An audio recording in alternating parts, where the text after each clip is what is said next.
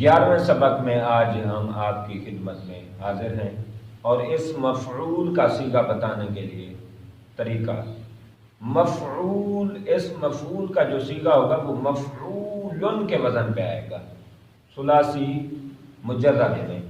ثلاثی مزید فی میں ہم اس کو تھوڑا سا بدل جاتا ہے، وہ آپ کو بعد میں بتائیں گے۔ ثلاثی مجرد میں آپ ذہن میں رکھیں، ثلاثی مجرد کسے کہتے ہیں؟ جس میں تین حرف اصلی، جس میں تین حرف اصلی ہوں وہ ثلاثی مجرد ہوتا ہے۔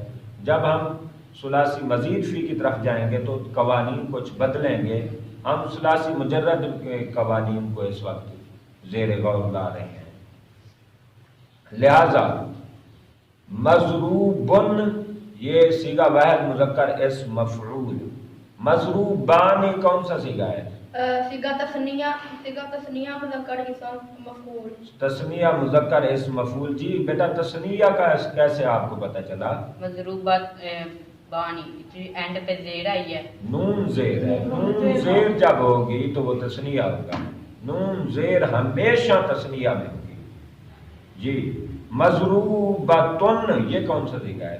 صیغہ واحد مؤنث اسم مفعول۔ مطلوبہ کون سا صیغہ ہے؟ مطلوبہ صیغہ واحد مؤنث اسم مفعول، صیغہ واحد مؤنث اسم مفعول۔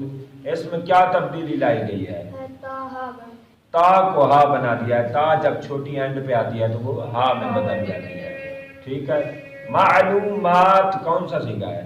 معلومات صیغہ واحد مؤنث اسم مفعول، صیغہ جمع مؤنث اسم مفعول، صیغہ جمع مؤنث اسم مفعول۔ معلومات میں پڑھ رہا ہوں، معلومتن نہیں پڑھ رہا ہوں میں، معلومات یہ جمع مؤنث اسم مفعول۔ مفاتیح یہ کون سا صیغہ ہے؟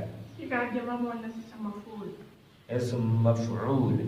یہ ہے اسم مفعول صیغہ بتانے کا